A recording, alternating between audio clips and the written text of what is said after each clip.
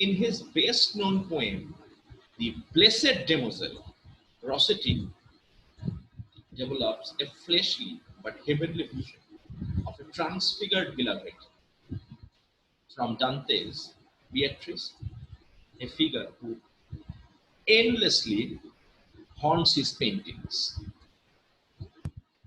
He idealizes women, both sexually and spiritually. And wife,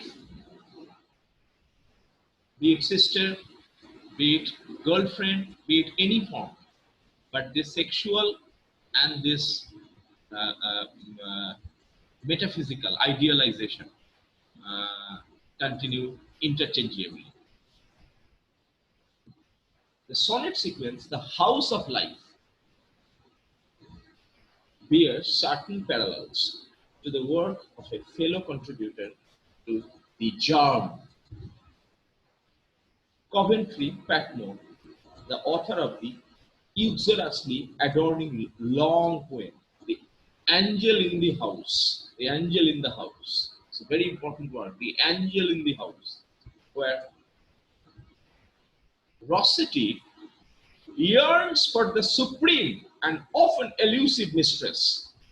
Patmore idolizes his wife, tenderly incarcerating her in her domesticity. A.C. Swinburne, Algernon Charles Swinburne, briefly formed part of the extraordinary household Rossetti assembled around himself in Chelsea. The songs before sunrise.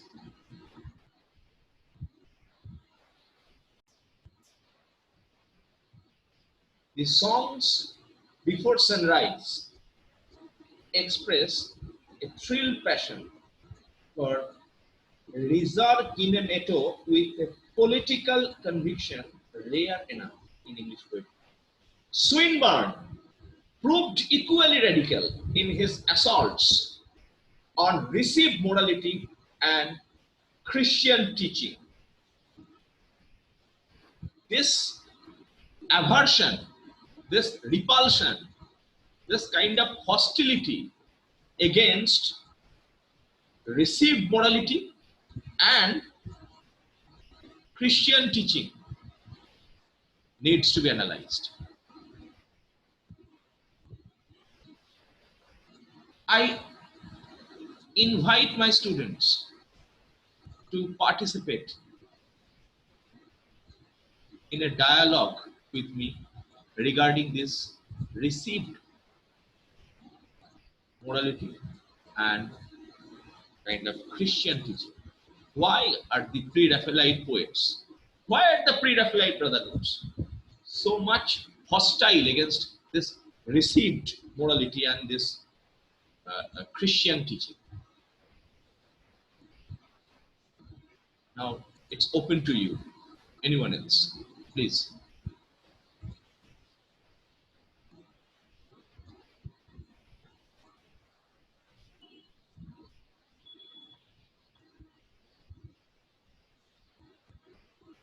Unmute yourself and participate.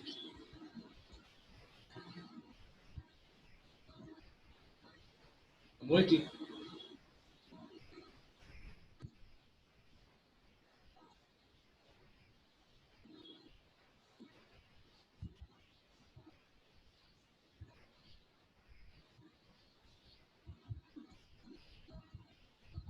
Anyone? Sir, Yes. he is actually talking about Please introduce yourself. I am Ruma Khatun, third year honors, English honors. Okay, Sir, Ruma, go I ahead. want to say that received morality actually refers to the Victorian morality, which they provided for whole of the Victorian peoples. And they actually talked about morality, Christianity, and about everything that is reserved, that is conservative. And that's why Swinburne is actually radicals it the received morality of Victorian age and the Christian teaching. For the Christian teaching teached the Victorian peoples, and he just want to shatter that Christian teaching is not a teaching that people uh, self self teaching. It refers to that this is a teaching that teached by the society. This is a teaching that teached by the Christian Pope or Christian church, everything that is institution. And that's why he called Pre-Raphaelite, because he is against the church, Yes, he is yes, against the anything yes, that is yes, conservative and yes. morally conservative. So may I ask you, Yes, sir. Miss Khatun, Miss Ruma Khatun from Kane College, that no, do you think that the fascination with sexuality and fascination with nudity, fascination with feminine body, female face, this is a deliberate attempt on the part of the Pre-Raphaelite Brotherhood to upset this received morality and this Christian teaching? Yes, sir. Actually, this is the right. This is Yes. the right way that they can shatter. This is the Yes. right way they can talk Yes. people Yes. about their morality and Yes. about their received morality that they Yes. are Yes. teached and talked about from their forerunners or forepeoples or Absolutely. forefathers. Absolutely. Absolutely. Swinburne, A.C. Swinburne, A.C. Swinburne found his most receptive audience amongst the unconventional literary and moral rebels of the late century. I throw this proposition back to my students. Now it's again open for interrogation. It's again open for participation. Anyone else? I repeat myself. Swinburne found his most receptive audience amongst the unconventional literary and moral rebels. I'm very interested in two phraseology: unconventional literary and moral rebels of the late century. I want my students to focus honestly on unconventional literary and moral rebels of the late century, of the late 19th century, of the late Victorian England. Okay, if you wish, you can participate.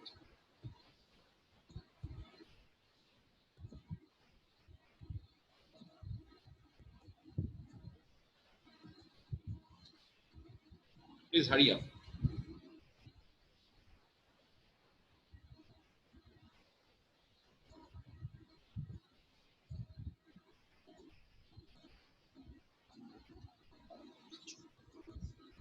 So, I'm Ruma Khatun from King College. No, Ruma, Again, I want to say, you have already answered. Now the world will yes, be sir. very popular with you. You are Ruma Khatun. You answer tremendously well with RSM, and you are from Kane College, third year honors. Okay, Ruma, go ahead. Enjoy your popularity. Swinburne is actually uh, take the whole text of his to the audience as an unconventional literary. For that, anyone, if Excuse me, Ruma. yes, sir, Ruma, I yes, sir, want Ruma Khatun to focus only on two phraseologies. I don't want you to be commenting on the entire ideology in general. I want you to comment on two particular words or two set of words: okay, sir. unconventional literary and moral Literary. rebels. This. So I want you to focus on them. I want you to comment on them. Can you? Unconventional literary, it refers to the literary that is not convinced in a particular way, Yes. and it's a literary that it's open to the reader or it's open to the audience. They can accept it or they cannot accept it. It depends tremendously upon them. Yes. And moral rebels. I want to say that moral received, or before I talked about that, whatever morality is teached, and rebels means it's against the moral Yes. that the Victorian society teaches to the people. In the late century, it means uh, late 19th century refers it. Actually, I Anyone, want any, to say, may I give anyone the opportunity? Does anyone want to take the So may opportunity? I speak? Please introduce yourself. So may I speak? Yes, you can, but So please I'm introduce Olivia yourself. Das. So I'm Olivia Das from Berhampur Girls College. Yes, this is Olivia speaking from Bornpur Girls College. Yes, Olivia, it's your chance to be famous. Okay, go ahead. So I think unconventional literary is that thing that is not conventional at all. That is, I think, institutions like church and the literary which is against it. And the moral rebels, I think popes and the church who are the authors.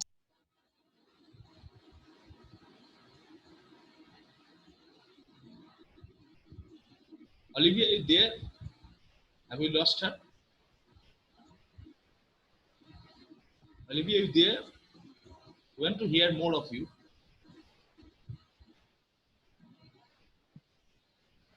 Olivia, unmute yourself and please speak.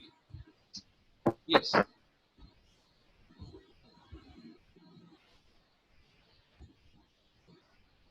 Olivia, unmute yourself and please participate in this beautiful discussion.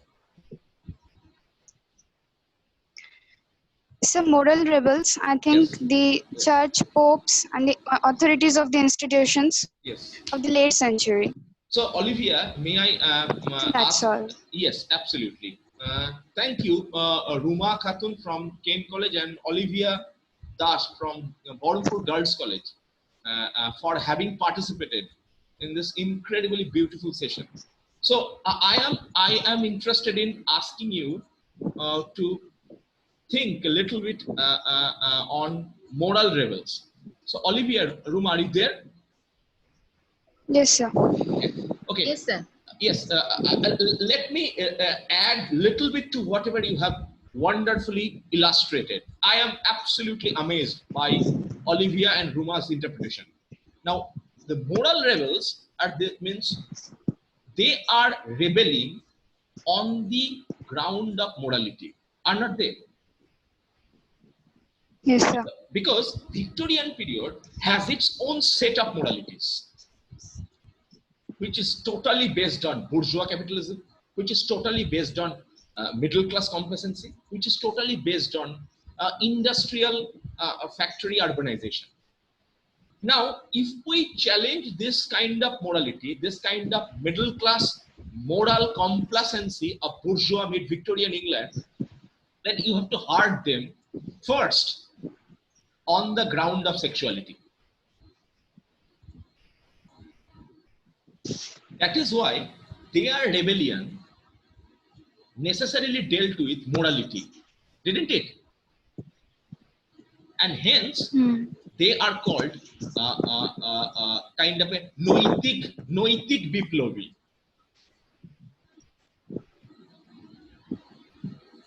For my listeners, for my audience outside Bengal or outside India, noitic biplobi means a kind of a rebellion who rebels against ethics, against a particular fixed, rigid version of Victorian morality. And that is why their fascination with sexuality is a kind of a counter discourse, is a kind of a counter narrative against that Victorian rigid Christian morality. Is that clear? Is that clear? Yes, sir. Thank Yes, you. sir. Thank you, Olivia, and thank you, Ruma. please mute yourself so that I can continue with the lecture on Pre-Raphaelite Brotherhood. His most impressive works of this period are in prose the two polemical fantasies, A Dream of John Ball, The Dream of John Ball, and News from Nowhere. Both use the past to project an ideal into the future, the latter being a particularly forceful vision of a world which has freed itself from machines and from mechanical ways of thinking in order to release individual creativity. Now,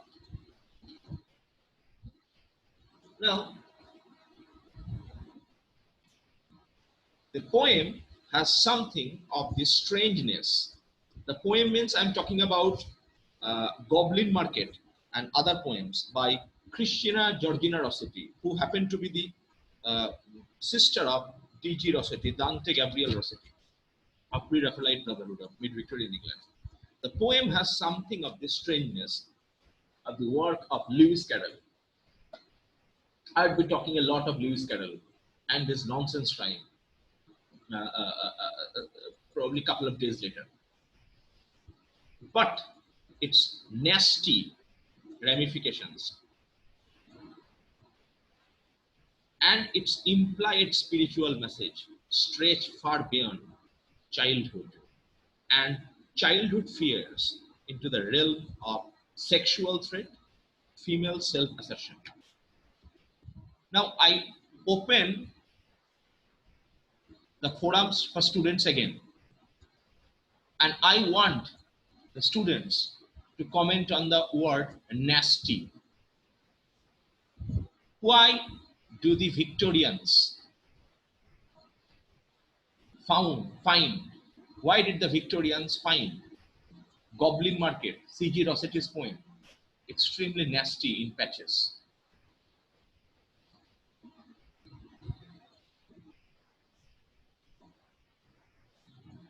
Yes, it's open to you. Unmute yourself and feel free to participate in the discussion. But hurry up.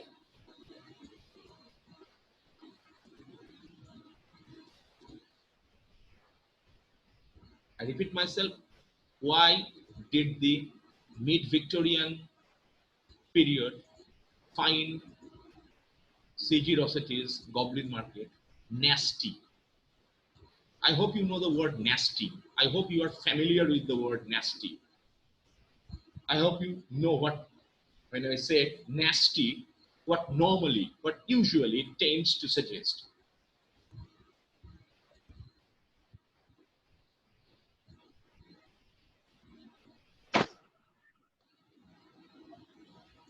So why nasty?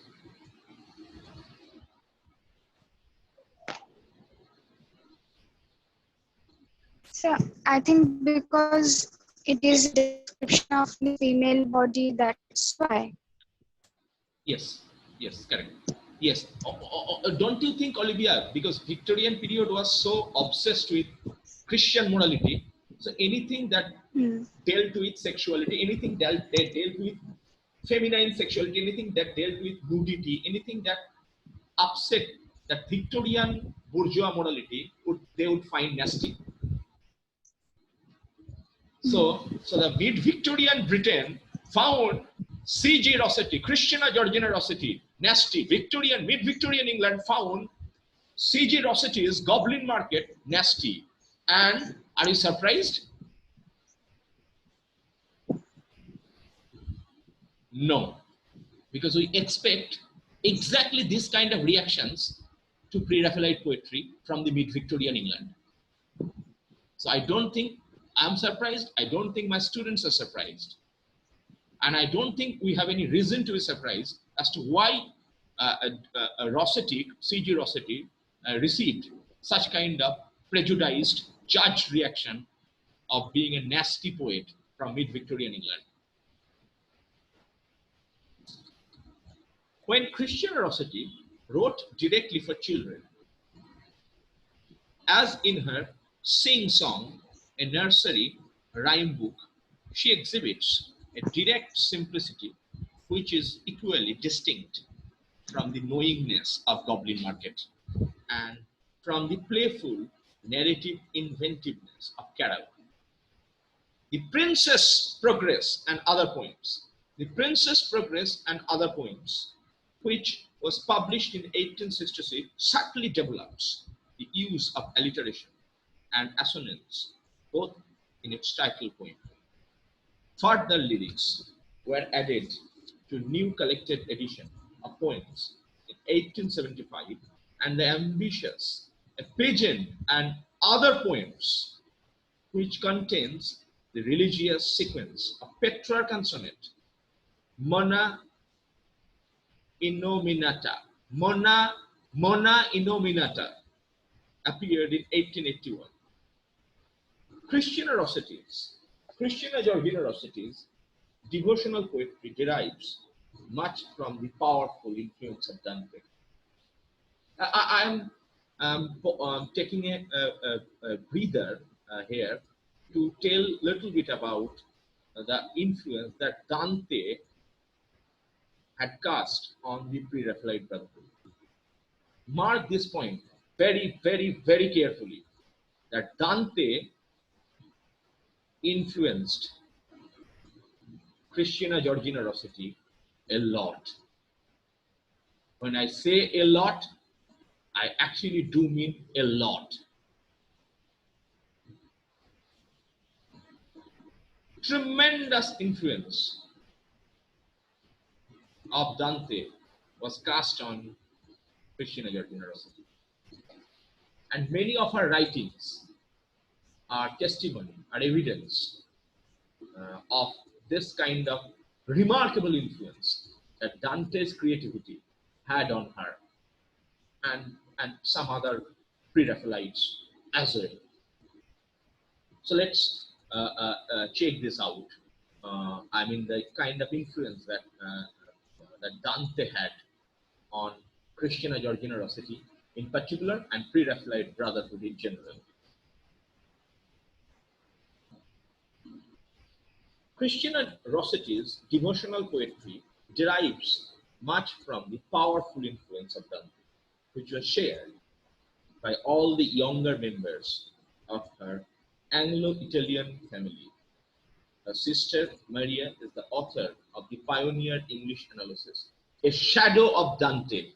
So A Shadow of Dante is the first literary influence, is the first literary evidence, is the first literary প্রমাণ। ওই এক্সট্রাকশনে বলেছিল না প্রমাণ দাও, এখানেও যদি বলা হয় যে ক্রিস হেমসওয়ার্থের মতো প্রমাণ দাও, তাহলে তোমরা বলবে যে shadow of Dante. A Shadow of Dante, and in 1861 Dante Gabriel Rossetti had published his study, The Early Italian Poets, later revised as Dante and His Circle. Dante and His Circle is the second evidence of the kind of great influence that Dante had on Christiana Georgina Rossetti. But her piety is also distinctly English. Her own intense Anglo-Catholicism steadily responded to Anglican precedents, most notably that of George Herbert, whose influence is particularly evident in the question and answer Uphill, and in the dialogue poem, A bruised reed shall he not break. A bruised reed shall he not break. In the shorter poems, which deal with secular relationships, she explores emotional evasion and the failure of human sympathy as human alternatives to religious consolation and heavenly consummation. A tentative eros. Now, I hope you know the word eros. Eros suggests erotica. That means in English, sexuality. So, eros implies sexuality. So, in that sense, most of the Pre-Raphaelite brotherhoods were worshippers, pujari, were the worshippers of eros or erotica or erotic literature or erotic aestheticism, erotic art. So they worshipped eros, the Pre-Raphaelites, during mid-Victorian era. A tentative eros may supplant again, but eros appears to have offered no certainty and little security in the past. These themes are variously investigated throughout her writing career, although almost mockingly in Promise Like Pie Crust, Winter, My Secret, Remember, When I Am Dead, My Dearest, etc. Particularly these 4 poems: Promise Like Pie Crust, Winter, My Secret, Remember, When I Am Dead, My Dearest. These are the poems that are testimony to what I have been theorizing hitherto. Now, the last influence that the Pre-Raphaelite Brotherhood had was John Keats. I know John Keats didn't have as much influence as the great Dante had, but Keatsian sensuousness did go a long way in terms of influencing them, the Pre-Raphaelite Brotherhoods. Keats's distant shadow also haunts Autumn Violets. Autumn Violets, a poem which anxiously reverses the idea of autumnal fulfillment. This poem is very strange. Usually, Keats was treating autumn as a kind of a code of fulfillment, and this poem decodes Keats by way of exposing autumn as an index of fulfillment. So therefore, this poem reverses the seasonality of autumn, or should I say autumnal seasonality, on its head. This poem turns autumnal seasonality or seasonal autumn as motif on its head. So anxiously reverses the idea of autumnal fulfillment. Love in middle age is as forced and inappropriate as spring flowers, because often the Pre-Raphaelites accuse that the love that they were talking about is almost a forced love, and that is why, because of their spontaneity and their honesty about love and sexuality, often they indulge in erotica, but to the Victorian, mid-Victorian sensitivity, that erotica almost ended up appearing obscene to them. Okay, open finally the house for questionnaire. You have 3 minutes. Please fire away. If you don't have question, I'll close the session on Pre-Raphaelite Brotherhood during mid-Victorian era.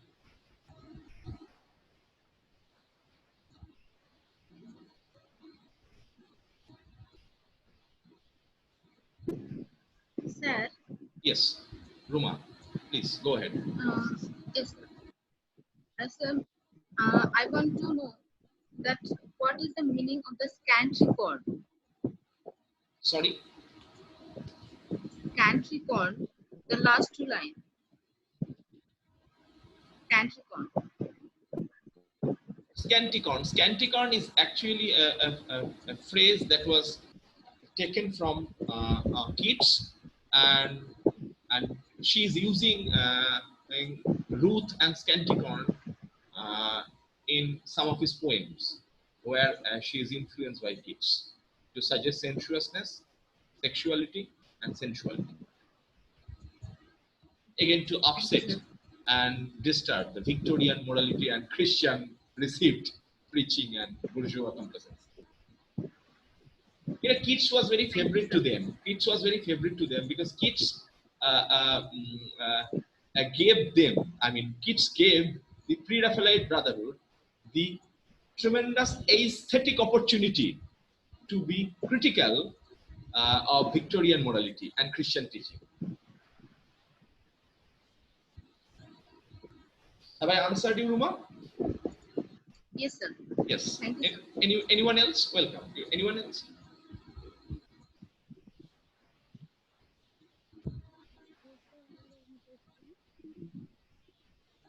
Please unmute yourself, Tamanna Fadia, and then you can ask.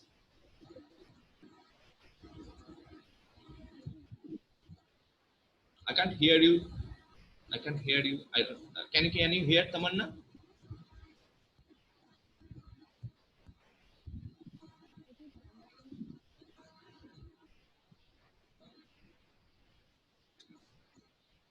Tamanna, we can't hear you.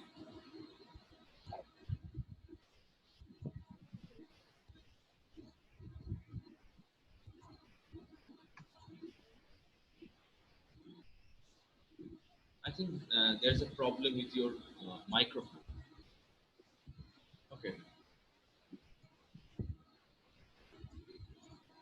Okay. Please feel free to call me over phone after I end the session. Okay. Thank you. And good night.